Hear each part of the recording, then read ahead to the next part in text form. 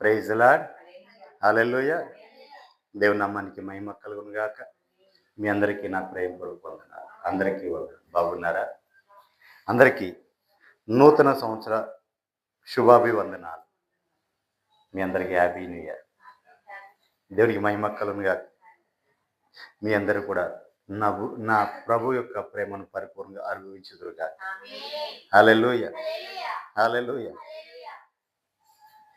చూడండి పిల్లారా, మరి నిన్నటి రాత్రికాల సమయంలో మన ప్రభు మనకు వాగ్దానం చేసిన రేయి మొదటి జామున వాగ్దానం చేసి ఉన్నారు. ఏం వాగ్దానం చేశారు? ఈ సంవత్సరం వాగ్దానం ఏంటి? మన మిస్టర్కి ఇచ్చిన వాగ్దానం, జనములను నీకు స్వాస్యముగాను బూది గంతముల వరకు సొత్తుగాను ఇచ్చేదాను. దేవునికి మహిమ కలుగును. బూది గంటల వరకు సొత్తుగా ఇస్తాను. జన్మలను శ్వాసముగాను బూది గంటల వరకు సొత్తుగాను ఇస్తానని నా ప్రభు మనతో ప్రమాణం చేశారు. దేవునికి మహిమ కలుగును. హల్లెలూయా. దేవునికి మహిమ కలుగునుగా. మరి ప్రియులారా, అట్లాగే ఆ వాగ్దానం మనం అనుభవించాలి అంటే దాని కింద ఒక హెచ్చరిక కూడా చేశారు ఆయన. దేవునికి మహిమ కలుగునుగా. మరి ఆ హెచ్చరిక కూడా మనం చూద్దామా? దేవుని దినపు రాకడ కొరకు 2వ పేతురు పత్రిక 3వ అధ్యాయం 12 వచనం. దేవుని దినపు రాకడ కొరకు కనిపెట్టొచ్చు, దానిని ఆశతో అపేక్షించుచు మీరు పరిశుద్ధమైన ప్రవర్తనతోను భక్తితోను ఎంతో జాగ్రత్త గలవారై ఉండవాలి. దేవునికి మహిమ కలుగునుగా. మనం ఆ వాగ్దానాలు పొందుకొని అనుభవించాలి అంటే వాటి వెనకాల ఉన్న ఈ హెచ్చరికలను పాటించాలి. ఆయన త్వరగా రాబోతున్నారు కాబట్టి ఆయన దినపు రాకడ కోసం మనం కనిపెడుతూ ఉండాలి, ఎంతో జాగ్రత్తగా ఉండాలి. దేవునికి మహిమ కలుగునుగా. మన పరిశుద్ధమైన మన ప్రవక్తలోను భక్తిలోను మనం జాగ్రత్త గల వారమై ఉండాలి. దేవునికి మహిమ కలుగునుగా. మనిషి తప్పిపోవడానికి కారణం ఏంటి? మనిషి తప్పిపోవడానికి గల కారణం ఏంటి? దేవునికి మహిమ కలుగునుగా. మనము తప్పిపోవడానికి కారణం ఏంటంటే దేవుని మీద భక్తి లేకపోవటమే. దేవునికి మహిమ కలుగునుగా. దేవుని మీద భక్తి లేకపోవటమే. ఆయన యందు మనం చెప్తాం, నాకు దేవుడు అంటే భయం ఉంది, దేవుడు నేను భయభక్తులు కలిగి ఉన్నాను అని చెప్తాం. కానీ ఆయన చూస్తున్నాడు అన్న భయము లేకుండా మనం చేస్తూ ఉంటాం.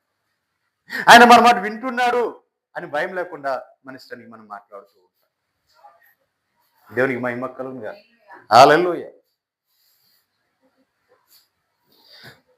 మన పరిశుద్ధమైన మన ప్రవక్తన ఎలా ఉండాలి?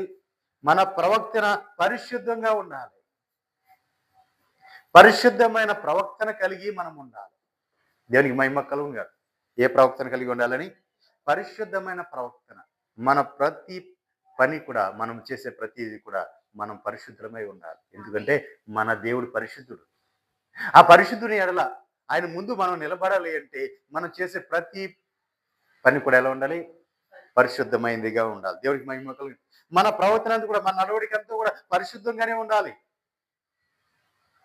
అలా ఉన్నప్పుడే, ఆయన భయభక్తులు కలిగి ఉన్నప్పుడే, మనం పరిశుద్ధంగా ఉన్నప్పుడే మనము ఆయన ఎదుర్కోగలుగుతాం. కాబట్టి మన ప్రవర్తనను జాగ్రత్తగా కాపాడుకోవాలి. ఎక్కడన్నా తప్పిపోయినా జారిపోయినా ఆయన్ని చేరుకోలేదు. దేవునికి మహిమ కలుగునుగా. నా ప్రభు త్వరగా నేను వస్తున్నాను అని చెప్తున్నారు. దేవునికి మహిమ కలుగునుగా. హల్లెలూయా.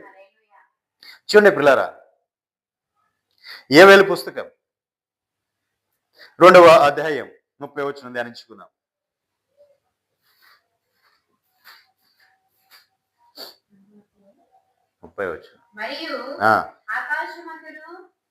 ఆకాశమందును భూమి యందును మహత్కార్యములను అనగా రక్తమును అగ్నిని ధూమస్తంభములను కనుపరుస్తాడు. చూసారా? ఆకాశమును భూమిని ఏం కనిపిస్తాడండి? ఆకాశమును భూమిను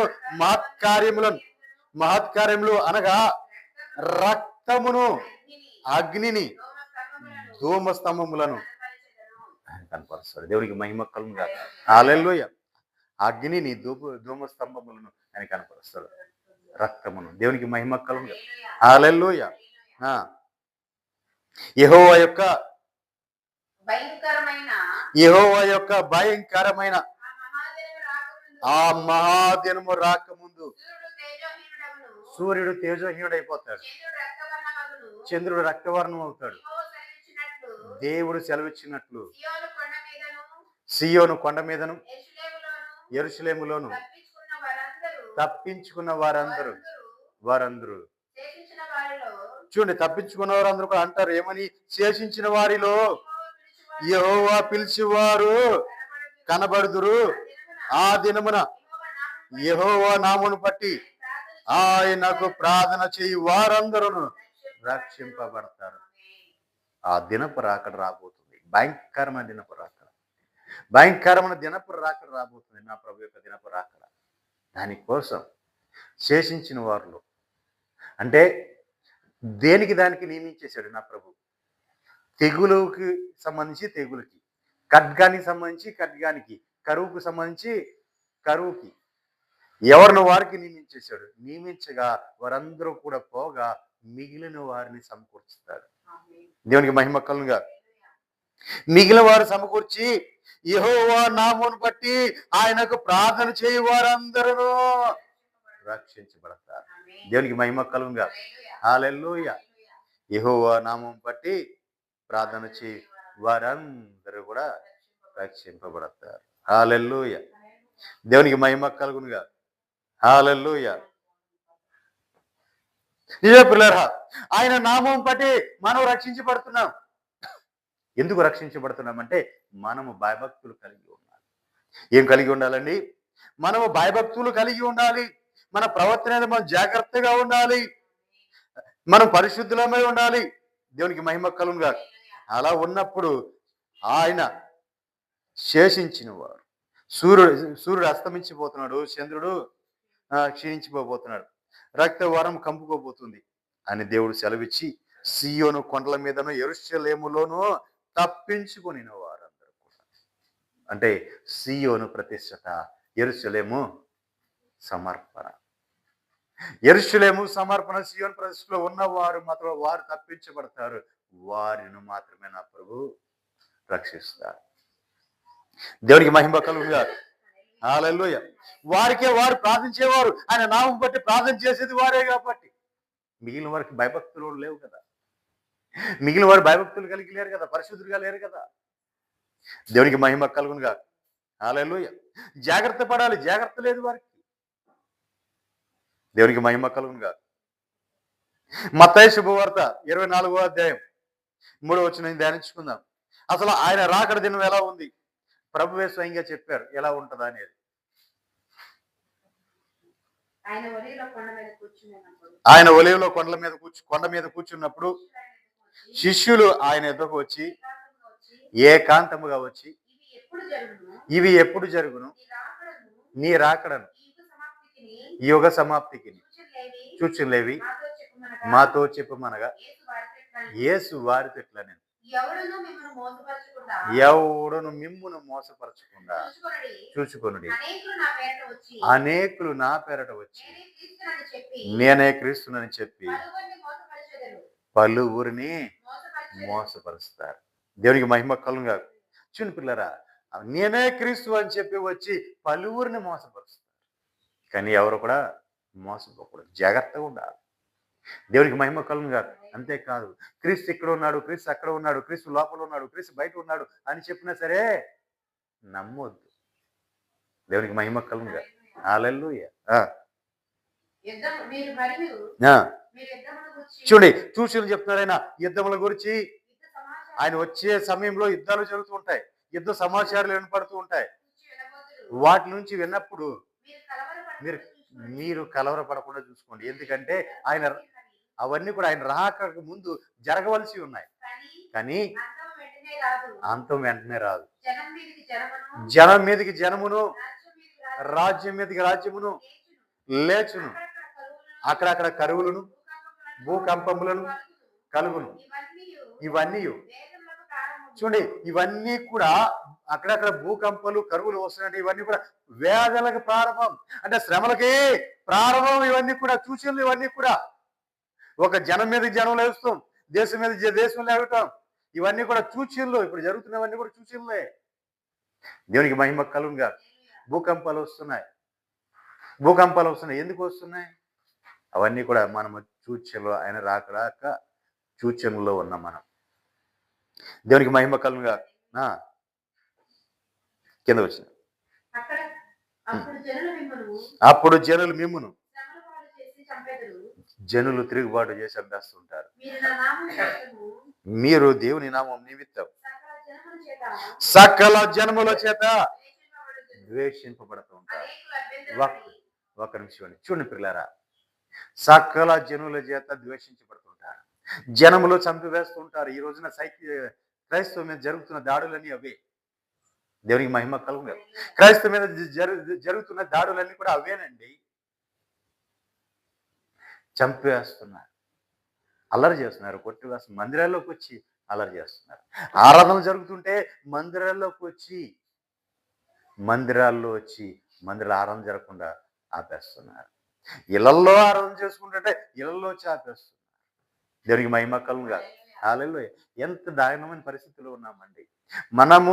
మనపూర్వకంగా మనం దేవుని ఆరాధించుకోవడానికి కూడా లేని పరిస్థితుల్లో ఉన్నాం. ఇవన్నీ ఎప్పుడు ఆ కాలంలో నెబుకద్నెజరు కాలంలో అందరూ కూడా వచ్చి దీనికే సాగిలపడాలి అని చెప్పినట్లుగా ఈరోజు కూడా అలా జరుగుతున్నాయి. ఇవన్నీ కూడా ఎందుకు జరుగుతున్నాయి అంటే ఆయన దిన రాకడ సమీపంగా ఉంది కాబట్టి. దేవునికి మహిమ కలుగుగా. ఆయన దిన రాకడ సమీపం ఉంది కాబట్టి ఇవన్నీ జరుగుతున్నాయి. ఇవన్నీ కూడా ముందుగా జరుగుతాయని చూసి చెప్పాడు ప్రభు. దేవునికి మహిమ కలుగుగా. జనములు మిమ్మల్ని చంపేస్తారు. దేవునికి మహిమ కలుగుగా. అంటే ఆయనను ఆరాధిస్తున్న వారు, ఆయన మహిమపరుస్తున్న వారు, ఆయన నామము ప్రార్థన చేస్తున్న వారిని అందరిని కూడా చంపివేస్తారంటే జనములు. అంటే అంతగా తిరుగుబాటు చేస్తున్నారు. దేవునికి మహిమ కలుగుగా. హల్లెలూయా. నిజమే పిల్లరా, విచ్చలవిడితనం అయిపోయింది. ప్రతిది ఎక్కడో ప్రారంభమైంది, ఇలా మారుమూరు ప్రాంతాలకు కూడా వ్యాపించేస్తుంది. ఈ సెల్ ఫోన్ల ద్వారా కానీ లేదా వాళ్ళ యొక్క నెట్వర్క్ ద్వారా కానీ వ్యాపించేస్తుంది. దేవునికి మహిమ కలుగుగా. వాళ్ళ నాయకుడు ఎక్కడో ఉంటాడు, వాడు అక్కడ చెప్తూ ఉంటాడు, ఇదిగో క్రైస్తవంలో క్రిస్మస్ జరగకూడదు, అటగించండి అంటున్నాడు. వీళ్ళు ఏం చేస్తున్నారు? ఇక్కడ అటగించేస్తున్నారు. దేవునికి మహిమ కలుగుగా. హల్లెలూయా. ఏమండి, క్రైస్తవ ఏం చేశాడు? నిన్ను దోసుకుంటున్నాడా? ఏం చేస్తున్నాడు? తాగుబోతైన వాడిని మారుస్తున్నాడు, వ్యభిచారాన్ని మారుస్తున్నాడు, దొంగను మారుస్తున్నాడు, దోపిడీదారిని మారుస్తున్నాడు. ఇవి ఆడికి నచ్చదు. ఎందుకంటే వాడు దొంగ, దోచుకున్నాడు, వ్యభిచారి, తాగుబోతు వాడు కాబట్టి వాడికి నచ్చట్లేదు ఇవి. దేవునికి మహిమ కలుగునుగా. వాడికి ఎలా నచ్చుతుంది? నా ప్రాణమా తినుము, తాగుము, సుఖించుము. వాడి పండుగ అదే కదా. తినాలి, తాగాలి, సుఖించాలి. ఏం మించిపోతే ఎక్కువైతే ఇంకేమైంది? ఆడితాలు ఈడితాలు పాల్గొట్టుకుంటాం. ఇవే కదా వాళ్ళు చేసేది. దేవునికి మహిమ కలుగునుగా. ఇవి తప్పు అంటే తప్పు. మీరు అలా ఉండొద్దయ్యా, మీరు మంచిగా ఉండండి, సమాధానంతో ఉన్న, ప్రేమ కలిగి ఉండండి. అది నచ్చట్లేదు కదా. దేవునికి మహిమ కలుగునుగా. హల్లెలూయా. కిందకు వచ్చిన అనేకులు అభ్యంతరపడి ఒకరినొకడు అప్పగించి ఒకరినొకడు ద్వేషిస్తారు. చూసారా? అనేకులు అంటే ఒక్కరినొకడు ద్వేషించుకొని అనేకుల్ని అప్పగించేస్తున్నాం. ఈ రోజున క్రైస్తవుల్ని అప్పగించేస్తున్నాం. ఇది మా దేశం అని చెప్పి. ఎక్కడి నుంచి వచ్చింది నీకు ఆ దేశం? చరిత్రగా తెలిస్తే ఎవడో మాట్లాడతాడు. దేవునికి మహిమ కలుగుగా. ఇది ప్రజాస్వామ్య దేశం. ఎప్పుడో 1947, 46, 42 ఆ టైంలో చేసిన ఒక చట్టాన్ని పట్టుకొని ఈ రోజు కూడా అదే చట్టం చేస్తున్నారు. దేవునికి మహిమ కలుగుగా. ఈ సంవత్సరం నుంచైనా మారాలి, స్థితిగతులు, పరిస్థితులు మార్చబడాలి. దేవునికి మహిమ కలుగుగా. క్రైస్తవ్యం నాయకులు రావాలి. క్రైస్తవ నాయకులు, క్రైస్తవ పార్టీలు రావాలి. దేవునికి మహిమ కలుగుగా. ఎందుకంటే మనకు న్యాయం జరగాలి, క్రైస్తవ్యానికి న్యాయం జరగాలి. మనమేమి ఎవరికి అన్యాయం ఏమి చేయట్లేదు, అన్యాయం ఏమీ లేవు. దేవునికి మహిమ కలుగుగా. హల్లెలూయా. ఈ సంవత్సరం నుంచి పునాదులు పడాలి. ప్రతి ముఖ్యమైన పోస్టులో క్రైస్తవుడే ఉండాలి. దేవునికి మహిమ కలుగునుగా. హల్లెలూయా. రాజకీయ మగుటలుగా మన దేవుని బిడ్డలు మాత్రమే ఉండాలి. రాజకీయాలను తారుమారు చేయగల శక్తి మన దేవునికి ఉంది. దేవునికి మహిమ కలుగునుగా. హల్లెలూయా. చదవండమ్మా. చూడండి, అనేకులైన అబద్ధ ప్రవక్తలు వచ్చి పలువురిని మోసపరుస్తుంటారు. అక్రమం విస్తరించుట చేత అనేకుల ప్రేమ చల్లారుతుంది. అంతము వరకు సహించిన వాడెవడో వాడే రక్షించబడతాడు. చూడండి, అనేకుల ప్రేమ ఎప్పుడు చల్లారిపోతుంది? ప్రేమ ఎప్పుడు చల్లారిపోతుంది? అక్రమ విస్తరించుట చేత ప్రేమ చల్లారిపోతుంది. అంటే ప్రేమ అంటే వైరాగ్యము, ప్రతిష్ట, సమర్పణ. దేవుని ఎడల నీ ప్రేమ, నీ వైరాగ్యము, నీ ప్రతిష్ట, సమర్పణ ఎక్కడ చల్లారిపోతుంది అంటే పాపము విస్తరించటం వలన చల్లారిపోతుంది. నువ్వు చూస్తున్నావు, అనేకం చూస్తున్నావు. చూసి వాడు క్షేమంగా ఉన్నాడే, వాడు ఆనందంగా ఉన్నాడే, వాడు సంతోషంగా ఉన్నాడే, వాడు ఆస్తి సంపాదిస్తున్నాడే, వాడు వృద్ధి చెందుతున్నాడే, వాడు అంతకంతకు వృద్ధి చెందుతున్నాడు. నేనెందుకు పేదరికంలో ఉండాలి, నేనెందుకు కష్టాలు అనిపించాలి, నేనెందుకు బాధలు అనిపించాలి, నేనెందుకు శ్రమలు అనిపించాలి? వాడు చూస్తే సంతోషంగా ఉన్నాడా? దుష్టుడు, దేవుడిని ఎరగని వాడు సంతోషంగా ఉన్నాడా? వాడు చేసేయని దుర్మార్గ పనులు, దుష్టి పనులా? వాడు చేసేయని దోపిడీ పనులా? మరి నేనెందుకు నీతిమంతుడుగా నేను ఉన్నానే, నేను పరిశుద్ధుడిగా ఉన్నానే, దేవుని యొక్క ఆజ్ఞలు, దేవుని చిత్తాన్ని ఎరిగి నేను నడుచుకుంటున్నానే, మరి ఎందుకు నాకు ఈ శ్రమలు, ఎందుకు ఈ బాధలు, ఎందుకు ఈ పేదరికం అని చెప్పి వారిని చూసి ఈ వీళ్ళ ఏమైపోతున్నాయి, వీళ్ళ ప్రేమ చల్లారిపోతుంది. దేవునికి మహిమ కలుగుగా. ప్రేమ చల్లారటం కాదు, ప్రేమ రగిలించబడాలి. దేవునికి మహిమ కలుగుగా. హల్లెలూయా. నా ప్రభు చెప్పిన మాట అదే. కడవరి ఉద్యమం రగిలించబడుతుంది, మన భారతదేశంలోనే రగిలించబడుతుంది. గొప్ప ఉద్యమం రగిలించబడుతుంది. ప్రపంచమంతా కూడా మన ఇక్కడ నుంచే పత్రికలుగా వెళ్తారు, మిషనరీలుగా ఇక్కడి నుంచే వెళ్తారు. దేవునికి మహిమ కలుగుగా. హల్లెలూయా. నిజ ప్రియులారా, ఇవన్నీ కూడా మనము అనుసరించగలగాలి. మనం ఇవన్నీ కూడా మన భక్తి మన ప్రేమ చల్లారకూడదు. ఎప్పుడు కూడా దేవుని యందు మన ప్రేమ చల్లారకూడదు. ఆయన ప్రేమ ఎప్పుడు కూడా మన యందు శాశ్వత ప్రేమే. నిన్న నేడు ఏకరీతిగా ఉన్నవాడు, ఒకే ప్రేమతో ప్రేమిస్తున్నాడు. కానీ మన ప్రేమ ఎక్కడ కూడా చల్లారకూడదు. అంతకు వృద్ధి చెందాలి, అంతకు మండుతూ ఉండాలి, రోషం పూడుకోవాలి. దేవునికి మహిమ కలుగునుగా. హల్లెలూయా. అంతము వరకు కూడా సహించాలి. నీకు శ్రమ వచ్చిందా, బాధ వచ్చిందా, కష్టం వచ్చిందా, చూస్తూ ఊరుకునే దేవుడు కాదు నా దేవుడు. చూస్తూ ఊరుకునే దేవుడు కాదు. వెనువెంట నీకు సహాయం చేసే దేవుడు. నీ సహాయం చేయడానికి ఆయన ముందుగా నిర్ణయించాడు. ఆ గడి వరకు నీవు సహించాలి.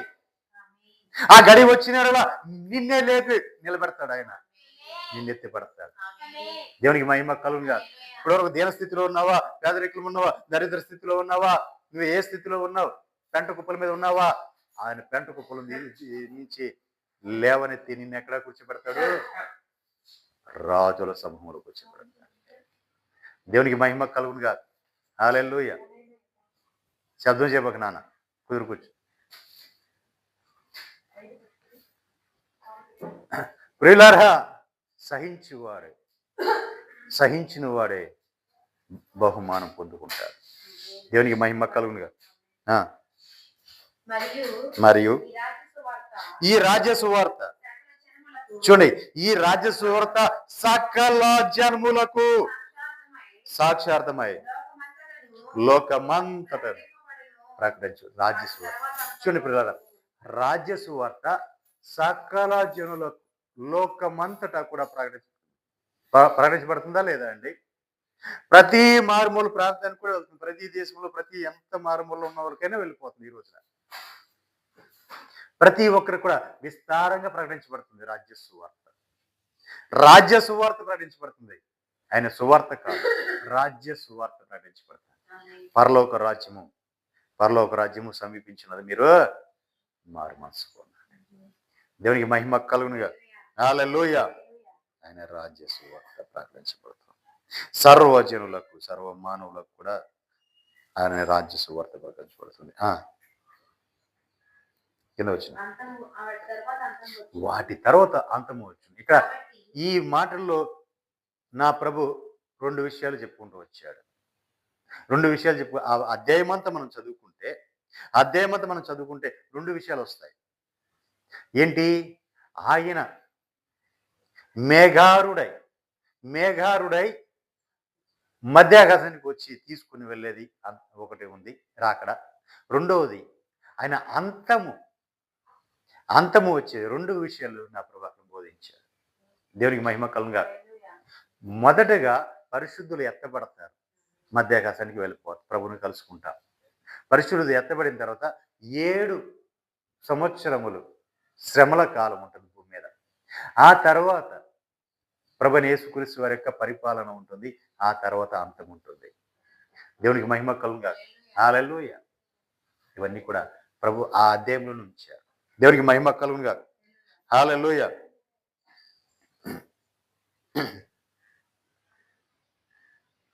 చదవండి అమ్మా. 30 వచనానికి వచ్చేయండి. అప్పుడు మనుష్య కుమారుడు యొక్క సూచన ఆకాశమందు కనపడును. అప్పుడు మనుష్య కుమారుడు ప్రభావముతోను మహామహిమతోను ఆకాశ మేఘారుడై వచ్చుడ చూసి భూమి మీదనున్న సకల గోత్రముల వారు రొమ్ము కొట్టుకుంటూ ఉంటారు. దేవునికి మహిమ కలుగు. ఎందుకంటే ముందుగా మాట వినలా, ఆ సువార్త ఆ మాట వినలా, దేవుని మాట చెప్తే మాట వినలా. ఇప్పుడు ఏం చేస్తారంటే అంతం వచ్చిన తర్వాత నశించిపోతుంటే రొమ్ము కొట్టుకుని అయ్యో అయ్యో అయ్యో ఆ రోజున చెప్తే మేము మాట వినలేదే, అయ్యో అయ్యో ఆ రోజు మేము దేవుడు తన దాసుడికి మాట ఇచ్చి పంపిస్తే నేను వినలేదే అని చెప్పి రొమ్ము కొట్టుకునే రోజు ఉంది అని చెప్తున్నాడు దేవుడు. దేవునికి మహిమ కలుగుగా. హల్లెలూయా.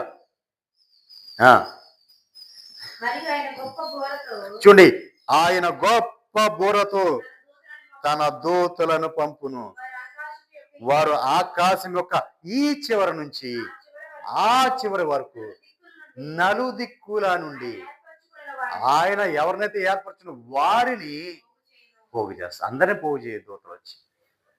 ఆయన అందరినీ పోగు చేయడు. ఈ దిక్కు నుంచి ఆ దిక్కు వరకు, ఈ చివరి నుంచి ఆ చివరి వరకు కూడా ఆయన ఎవరినైతే ఏర్పరచుకున్నాడో ఆ దూతలు వారిని మాత్రమే పోగు చేస్తాయి. ఎందుకంటే వారిని మాత్రమే పరంలో తీసుకుని వెళ్తారు.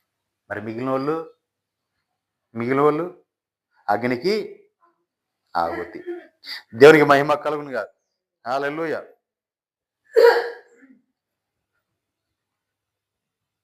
జెఫన్యా పుస్తకం 1వ అధ్యాయం 15వ వచనం.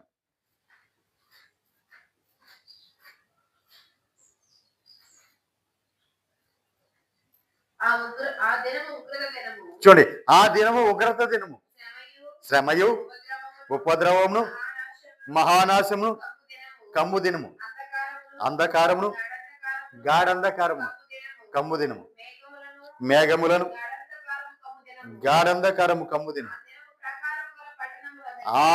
ఆ దినము ప్రాకారములు గల పట్టణముల దగ్గరను ఎత్తైన గోపురం దగ్గరను యుద్ధ ఘోషయు బాకానాదము వినబడతాయి. దేవునికి మహిమ కలుగును కాదు. కాబట్టి ముందుగానే నా ప్రభు చెప్తున్నారు, నువ్వు సరి చేసుకో. ఆ విన్నప్పుడు నువ్వు ఈ ప్రవర్తన జాగ్రత్తగా చూసుకోమని చెప్తున్నారు. దేవునికి మహిమ కలుగును కాదు. హల్లెలూయా. నిజమే పిల్లారా, నోవాహు కాలంలో మనం చూసినట్లయితే నోవాహు కాలంలో నీటి వలన ఆ కాలంలో నివసించిన అందరూ కూడా మునిగి నశించిపోయారు. నోవాహు కాలములో జల ప్రళయము ద్వారా అందరూ కూడా నశించిపోయారు. కారణం ఏంటి? దేవుని మీద తిరుగుబాటు చేశారు, దేవునికి విరుద్ధమైన కార్యాలు చేశారు, విచ్చలవిడితనం చేశారు. కాబట్టి ఆ దినములలో, నోవాహు దినములలో జల ప్రళయం వచ్చి అందరూ కూడా నశించిపోయారు. 8 మంది తప్ప అందరూ నశించారు. మరి ఈ కాలములో ఈ కాలములో భూమి ఆకాశములు భూమి ఆకాశములు భక్తిహీనుల తీర్పుకు నాశనమునకు జరుగు దినము కొరకు అగ్ని కొరకు వాక్యము చేత భద్రపరచబడి ఉన్నాయి. దేని చేత అండి? అగ్ని చేత భద్రపరచబడి ఉన్నాయి. భూమి ఆకాశములు భక్తిహీనుల్ని వాక్యముతోనే నా ప్రభు భద్రపరిచాడు. ఎందుకు భద్రపరిచి అంటే ఈ కాలంలో అగ్నిలో కాల్చబడబోతున్నారు.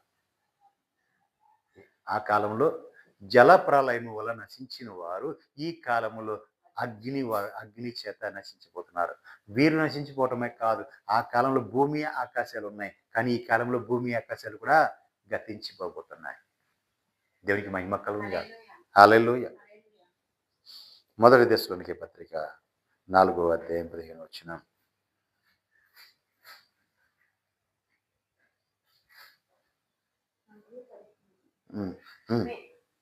మేము ప్రభువు మీతో చెప్పినది ఏమనగా ప్రభు రాకడ వరకు సజీవులమై నిలిచుండి మనము నిద్రించిన వారి కంటే ముందుగా ఆయన సన్నిధి మనం చేరుకో. ఆర్భాటంతోను ప్రధాన దూత శబ్దంతో దేవుని బోరతోను పరలోకము నుండి ప్రభు దిగి వస్తాడు. ఎలా వస్తాడండి? ఆర్భాటంతో వస్తాడు. మామూలుగా రాడండి ఆయన. ప్రధాన బోర శబ్దంతో ఆయన వస్తాడు. ఆ శబ్దము మనం వినగలగాలి, ఆ ఆర్భాటాన్ని మనం గ్రహించగలగాలి. దేవునికి మహిమ కలుగునుగాక. హల్లెలూయా. అది మనం గ్రహించగలగాలి, అది మనం వినగలగాలి. ఆ శబ్దం మనం ఎప్పుడైతే వింటామో అప్పుడు మనము రెక్కలు ధరించుకొని గోళ్ళ వల్లే ఎగిసిపోతూ ఉంటాం. పైకి ప్రభు సన్నిధికి. దేవునికి మహిమ కలుగునుగాక. హల్లెలూయా. కాబట్టి ప్రియులారా, కింద వచ్చిన క్రీస్తునందుండి మృతులైన వారు, క్రీస్తునందు ఎవరైతే ఉన్నారో మృతులు వాళ్ళు మొదట లేస్తారు. ఆ మీదట సజీవులమై నిలిచియుండు మనము వారితో కూడా ఏకముగా ప్రభుని ఎదుర్కొంటాం. ఆకాశ మండలములకు మేఘముల మీద కొనుక్కోబడతాం. కాగా మనము సదాకాలము ప్రభువుతో కూడా ఉందుము. దేవునికి మహిమ కలుగునుగా. ఎవరితో ఉంటామండి? సదాకాలము మనం ప్రభువుతో కూడా ఉంటాం. అక్కడికి వెళ్ళిన తర్వాత సదాకాలం నిలిచిపోయేవమ్మా. ఆయన సదాకాలం నిలిచిండే దేవుడు. ఆ దేవుడితో పాటు మనం కూడా సదాకాలము ఆయన సన్నిధిలో నిలిచి ఉండాలి. దేవునికి మహిమ కలుగునుగా. హల్లెలూయా. 25వ అధ్యాయం 23వ వచనం. అదే 25, 23 వచనాలు. దేవునికి మహిమ కలుగునుగా. 5వ అధ్యాయం 23 వచనం చూడండి. సమాధానకర్తయగు దేవుడే దేవుడు మనల్ని సంపూర్ణంగా పరిశుద్ధపరచునుగాక. మన ఆత్మయు జీవమును శరీరమును మన ప్రభు అయిన యేసు క్రీస్తు రాకడ యందు నిందారహితముగాను సంపూర్ణముగాను ఉండినట్లు కాపాడబడునుగాక. మనం ఎలా ఉండాలండి? మనం ఎలా ఉండాలి? దేవుని ముందు ఎలా ఉండాలి? మనం దేవుని ఎదుర్కొన్నప్పుడు దేవుని ముందు మనం ఎలా ఉండాలి? నిందారహితంగా ఉండాలి, సంపూర్ణంగా ఉండాలి. చూడండి, మనలో ఏ నింద ఉండకూడదు, ఏ లోపం ఉండకూడదు, సంపూర్ణంగా ఉండాలి. అన్నిట్లో కూడా మనము సంపూర్ణంగా ఉండాలి, నిందారహితంగా ఉండాలి. ఇంకా మనం అప్పుడు మనం ఏం చేస్తామంటే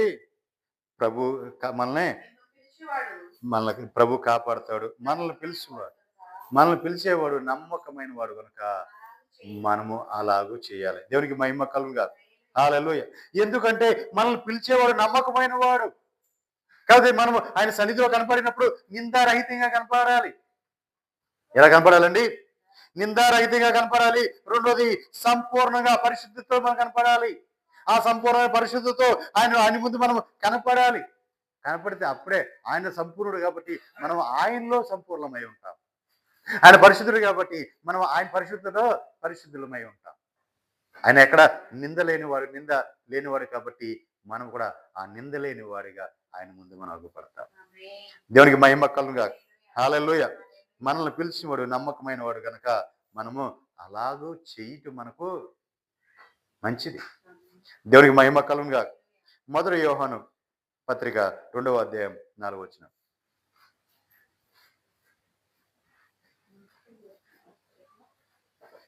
యోహాను పత్రిక మొదటి అధ్యాయము 2వ వచనం 2వ అధ్యాయము 24వ వచనం. అయితే మీరు చూడండి, మీరు మొదటి నుంచి దేన్ని వింటున్నారు అది మీలో నిలిచి ఉండాలి. దేవునికి మహిమ కలుగుగా. మీరు ఏదైతే వింటున్నారో అది మీలో నిలిచి ఉండాలి. మీరు మొదటి నుంచి విన్నది మీలో నిలిచి ఉన్న ఎడల మీరు కూడా చూడండి, మీరు ఏదైతే వింటున్నారో, ఏ వాక్యం వింటున్నారో ఆ వాక్యం మొదటి నుంచి కూడా మీలో నిలిచి ఉండాలి. మీరు ఆ వాక్యంలో మీరు నిలిచి ఉన్న ఎడల మీరు కూడా కుమారుని యందును తండ్రి యందును నిలిచి ఉంటారు. దేవునికి మహిమ కలుగుగా. హల్లెలూయా. వాక్యము మనలో ఎలా నిలిచి ఉంటుందో అలాగే మనము కూడా తండ్రి యందును కుమారుని యందును నిలిచి ఉంటాం. దేవునికి మహిమ కలుగుగా. హల్లెలూయా. నిత్య జీవమును అనుగ్రహింతు ననునదియే ఆయన తానే మనకు చూడండి, మనకు నిత్య జీవాన్ని ఇస్తాను అని ఆయనే తానే మనకు చేసిన వాగ్దానమును మనల్ని మోసపరిచే వారిని బట్టి ఈ సంగతిలో ఆయన రాశాడు. అంటే మనల్ని మోసం చేసే వాళ్ళు ఉంటారు, మనం మోసపోకూడదు. దేవునికి మహిమ కలుగుగా. ఏం చేయాలండి? మనం మోసపోకూడదు. ఆయన నిత్య జీవనం మనకి ఇచ్చేవాడు, నిత్య జీవనం అనుగ్రహించేవాడు. ఆయన తానే మనకు వాగ్దానం, ఆయనే వాగ్దానం చేశాడు. ఎవరు వాగ్దానం చేయాల? దేవుడే మనకు వాగ్దానం చేసి నిత్య జీవాన్ని మనకి ఇస్తాను అని చెప్పాడు. కాబట్టి మనము ఆ నిత్య జీవం కోసం ఎదురు చూసేవారుగా ఉండాలి. ఆయన రాకడ కోసం మనం ఎదురు చూసేవారుగా ఉండాలి. ఆ దినపు రాకడ కోసం మనం సిద్ధపడి ఉండాలి. ఆఖరిగా నేను ఒక మాట చెప్పి ముగిస్తాను. ప్రకటనల గ్రంథం 3వ అధ్యాయం 11వ వచనం మనం చూసినట్లయితే, నేను త్వరగా వచ్చుచున్నాను, ఎవడును నీ కిరీటమును నపకారింపకుండునట్లు నీకు కలిగిన దాన్ని గట్టిగా పట్టుకోవాలి. దేవునికి మహిమ కలుగుగా. ఆయన త్వరగా వస్తున్నా అని చెప్తున్నాడు. త్వరగా వస్తున్నాడు కాబట్టి నీకు కలిగిన దాన్ని నీ గట్టిగా పట్టుకోవాలి. నీ కిరీటం, నా ప్రభు నీకు జీవ కిరీటం అనుగ్రహించాడు. ఆ కిరీటం నువ్వేం చేయాలి?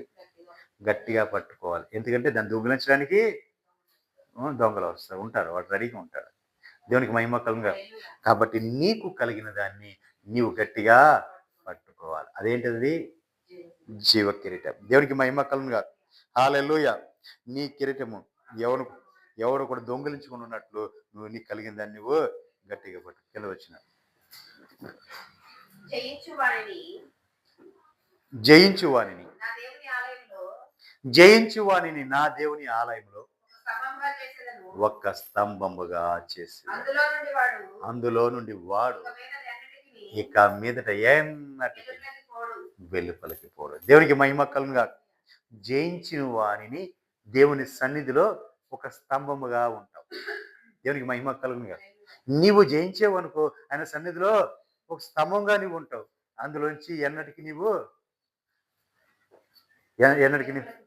వెలుపలికి పోవేట. దేవునికి మహిమ కలుగుగా. ఎందుకంటే నీవు అన్నిట జయించావు కాబట్టి ఆయన సన్నిధిలోనే నీవు నిలిచి ఉంటావు. నిన్ను ఆయన ఒక పిల్లర్గా ఆయన మార్చేస్తున్నారు. అంటే సంఘానికి పునాది కావాలి కదా, ఆ పునాదిగా నిన్నే మారుస్తున్నారు. దేవునికి మహిమ కలుగుగా. హల్లెలూయా. నువ్వేం చేయాలి? నీకు కలిగిన దాన్ని నువ్వు గట్టిగా పట్టుకోవాలి. 13వ వచనం.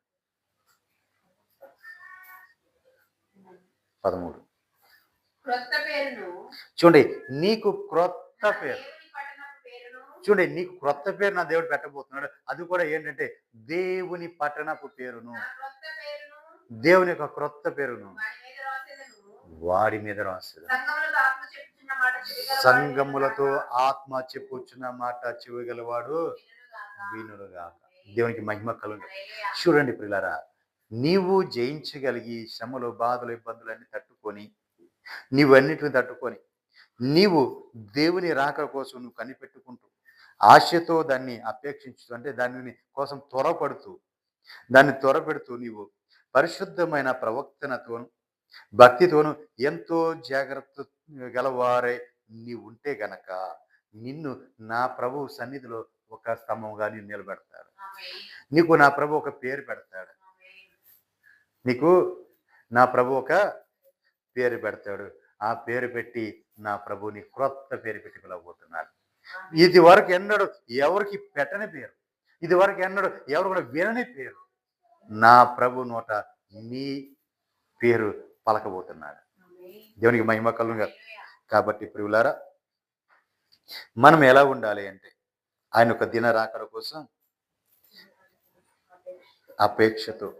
అపేక్షతో ఉండాలి. అపేక్ష అంటే పుట్లెట్లో చూడండి, త్వరపెట్టుచు. త్వర పెట్టొచ్చు. అపేక్ష అంటే త్వర పెట్టాలి. మనమే త్వర పెట్టాలి ప్రభు. దేవునికి మహిమ కలుగుగా. మనమే త్వర పెట్టి ప్రభు రాకడికి మనం సిద్ధపడతాము గాక. ఆమేన్. హల్లెలూయా. ఆయన ఇవ్వబోతున్న ఆ కిరీటం, జీవ కిరీటము ఎవడో కూడా అపహరింపకుండా మనము కాపాడుకోవాలి. దేవునికి మహిమ కలుగుగా. హల్లెలూయా. మరి ప్రియులారా, ఈ దిన మరి ఈ నూతన సంవత్సర వాగ్దానం మరొకసారి చెప్తున్నాను. ఈ వాగ్దానం మరొకసారి చెప్తున్నాను. రాత్రికాల సమయం, నైట్ ఆరాధనలో, రాత్రి జరిగిన ఆరాధనలో ఆ వాగ్దానం ఉంది. ఇది మనకు ఆయన ఇచ్చిన హెచ్చరిక. దేవునికి మహిమ కలుగును గాక. హల్లెలూయా. కీర్తన గ్రంథం 2వ అధ్యాయం 8వ వచనం ఒకసారి అందరూ కలిసి ధ్యానించుకుందాం. నన్ను అడుగుము. అందరూ కూడా చదవాలి. బైబిల్ వాళ్ళు అందరూ కూడా తీయండి.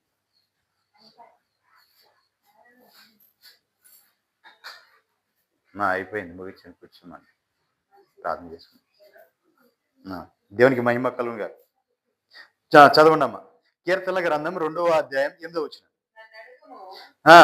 జనములను జనములను నీకు స్వాస్థ్యముగాను భూదిగంతముల వరకు నీకు సొత్తుగాను ఇచ్చెదను. ఆమేన్, ఆమేన్, ఆమేన్. మన మినిస్ట్రీ అంటే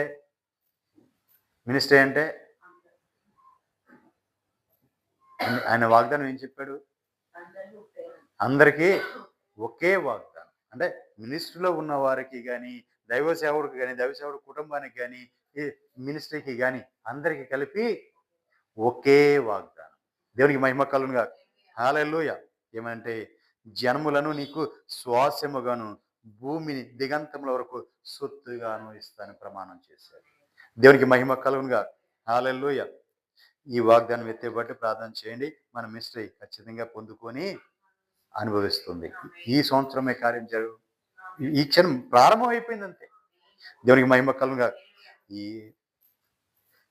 ప్రారంభం అయిపోయింది అంతే. ఈ వచ్చరం అంతా స్టార్ట్ అయిపోయింది. దేవునికి మహిమ కలుగును గాక.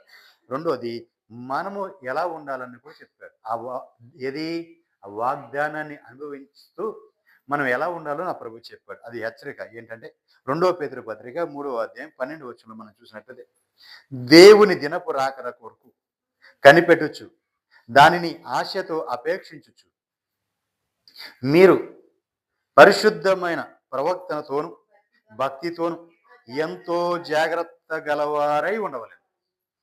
ఆయన దినపు రాకడ కోసం మనం కనిపెట్టుకుంటూ మనం ఎలా ఉండాలండి? జాగ్రత్తగా ఉండాలి. పరిశుద్ధమైన ప్రవర్తనతోను భక్తితోను ఎంతో జాగ్రత్త గలవారమై ఉండాలి. ఇది హెచ్చరిక. ఎంతో జాగ్రత్త గలమై ఉండాలి అంటే ఎక్కడో అవకాశం ఉంది. దేనికి? ఆ అపవాదికి అవకాశం. వాడికి అవకాశం ఇవ్వకుండా మనం చాలా జాగ్రత్తగా ఉండాలి. దేవునికి మహిమ కలుగును గాక. హల్లెలూయా, హల్లెలూయా, హల్లెలూయా. కృప పరిశుద్ధాత్మ దేవుడు మనకు అనుగ్రహించును గాక.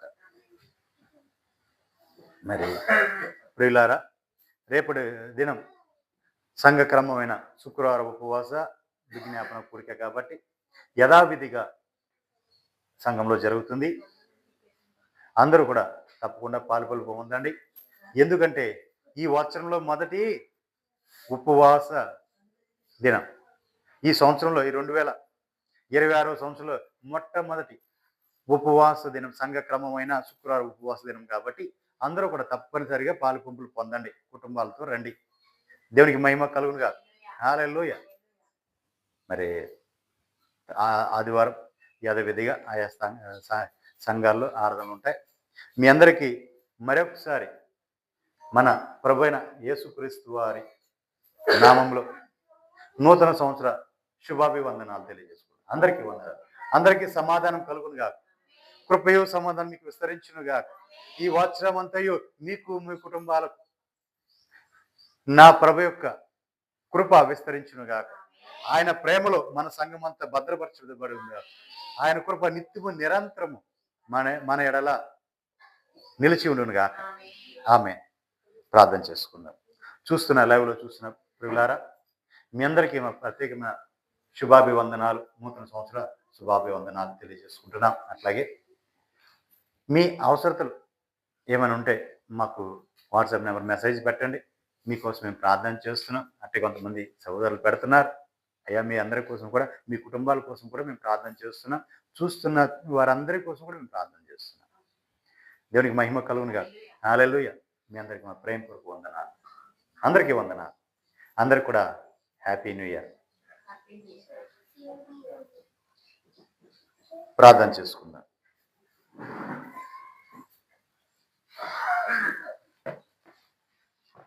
ప్రార్థన చేసుకుందాం. అందరూ కూడా